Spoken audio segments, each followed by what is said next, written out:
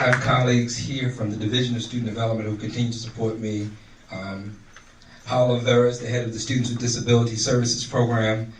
Cicely, where's Dr. Brathwaite? Dr. Brathwaite, the head of our counseling services, and all of my colleagues in student development who have been here and been supportive. I want to thank them. This place looks so beautiful today because of the work of the Buildings and Grounds team, headed by our own Rich Slosky. Rich, where are you? We're here. Rich, thank you very much. And when you go inside, you'll see some of the stuff, of course, that we put together with Dan Phelps originally, and some of the new stuff that we bought, which Brian and John picked out themselves. But some of the furniture we didn't have, and we didn't know we were going to get it to really make this place nice, the carpeting, everything. So when you look at that, it's not just the technical stuff. The aesthetic stuff, the design was created by our own college architect. That's Noel Gamboa. And Noel, thank you very much. I come to him with designs of things over the years, and Noel says, don't worry, I can put something together. But just let me talk to my boss and see if it's okay. Vice President Thomas gives an okay, and then Noel goes into his shop, he and his assistants, and they do a great job. So when you look at all the aesthetic design, this is what this guy can do. He does it, and he's been doing it for the college for a very long time. I want to now introduce you the man of the hour, who we've been working with over the last couple of years and discussing plans, and I just want to thank him because once again, without the support of Ray and him paying it forward, and of course we have a couple of other members, and I'd like to have them come up also, from the very first radio station, WYCR, which at that time was now, we were doing station to cafeteria broadcasting. Student lounges. Student lounges, right? Not just cafeteria. Let me get it right, Ray. Student lounges and cafeterias. Right. We've graduated. It's taken a long time, but if not for these guys starting the idea, when I came to York College as a student, and I am an alum also of York College, when I came, there was a radio station already here. So when I came back as an administrator, I came back and said, why don't we have a radio station? We used to have a radio station. Well, I wouldn't even have had the idea that there was a radio station if not for these guys. The original founders of the radio station, WYCR.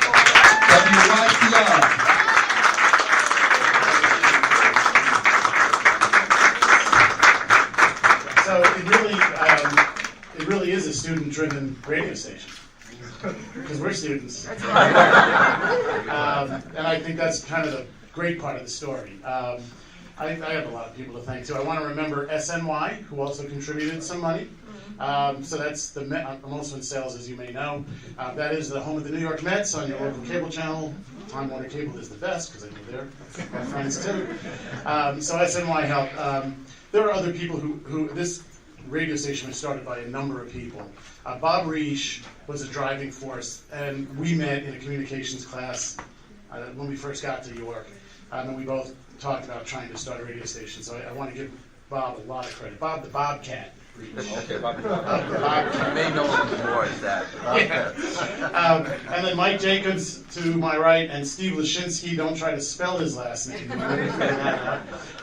But these guys were partners with us. Mike built the shelves, painted it. Steve helped out, putting everything in alphabetical order. He's a very organized guy.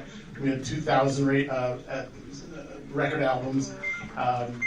Over the summer that we started the radio station, we wrote letters. I learned so many things about the radio station, talking about that is real life. I learned about entrepreneurship. I learned about sales. I learned about negotiating. I thought I wanted to be a DJ. At that time, it was being a progressive rock morning man on WNEW-FM, and we all had aspirations for things like that.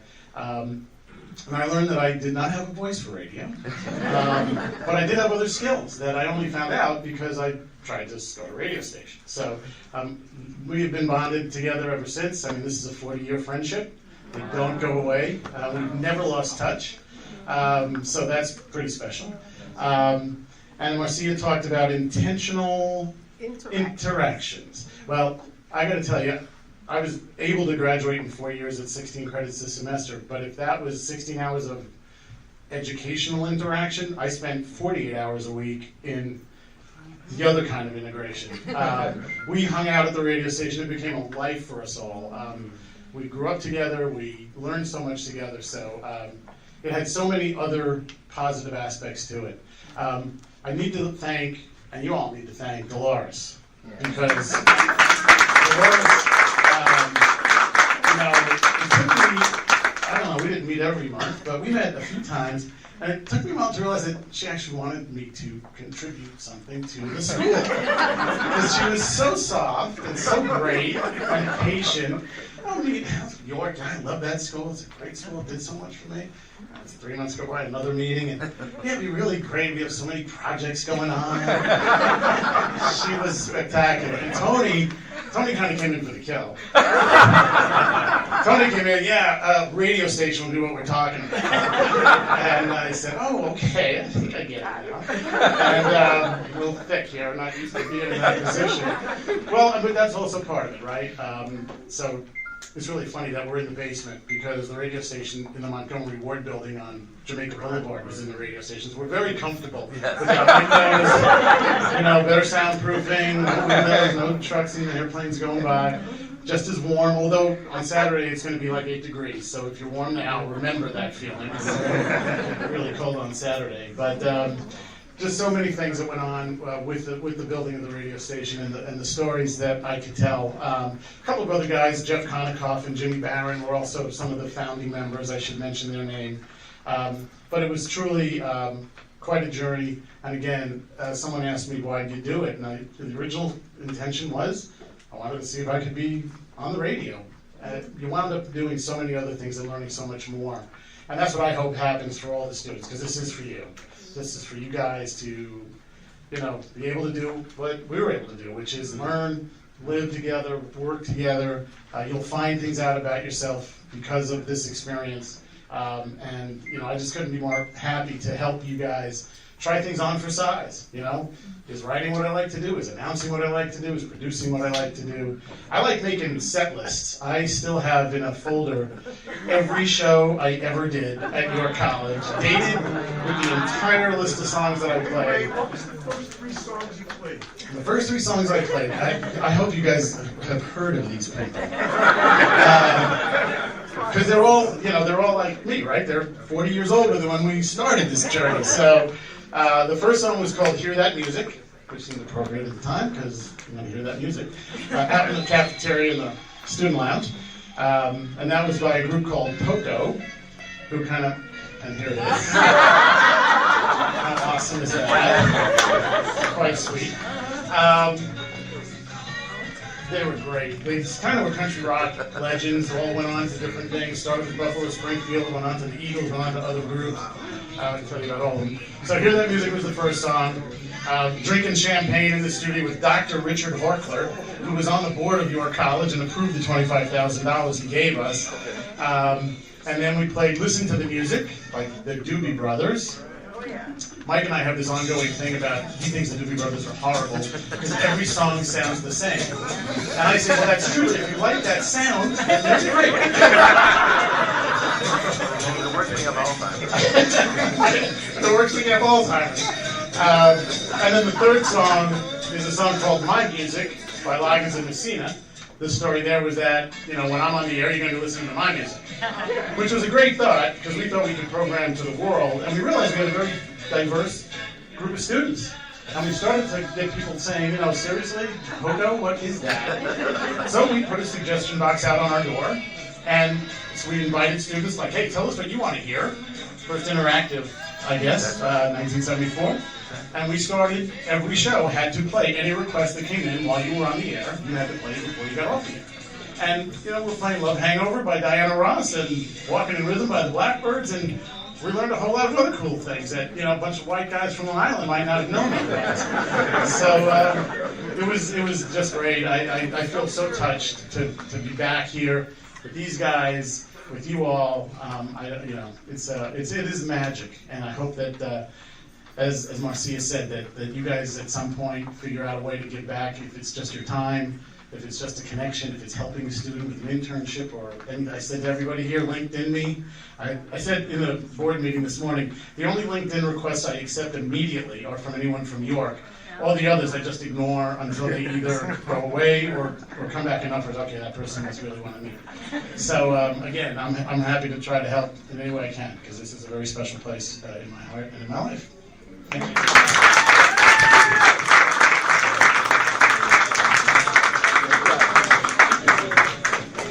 We have a number of colleagues here, all my colleagues and all the students who are here from the beginning. I do want to mention, though, that thank you, New York One, for coming, and we appreciate that. And thank you to the good and the hard work behind the scenes of making things like this happen, to Marcia Comrie and our consultants, P.B. Jenkins, Patrick Jenkins, my political brother who is here, with Sasha Austri. I want to thank you guys and Marcia for making the press come. Jonathan Quash is going to start with a gospel show soon, I believe, maybe on Sunday. So we're going to have a number of different shows, but let me just say to you, this thing can't happen, it doesn't run, because I started this student-driven radio station. If the student's not driving it, it's you guys that are driving this, and it's because of you that we're here today. Thank you guys for being here.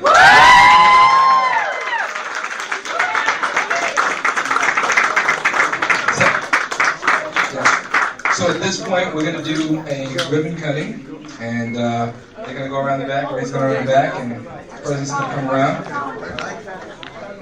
And we're going to do the official ribbon cutting.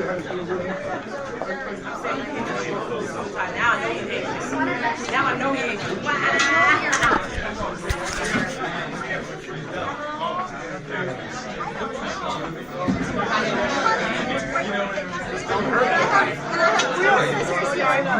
You may need to tweet like this. Yes. The other part. It's not going to cut? Hold on, don't do it yet. Don't do it yet. Don't do it yet. Don't do it yet. Tell me why. Okay, wait. Let me see. Any time. Wait, you guys ready? All right. We gotta get. Oh, you gotta get. We gotta get.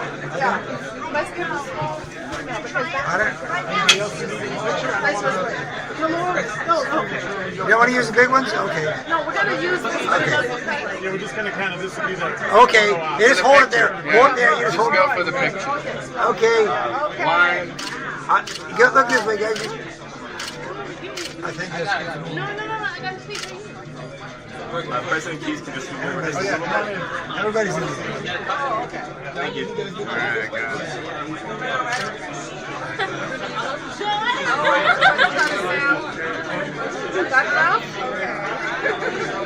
I'm sorry.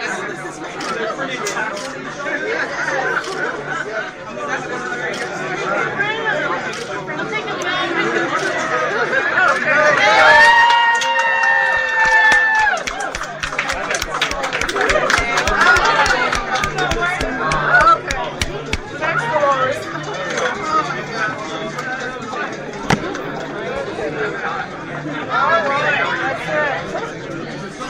Wait, can I get Can you get out?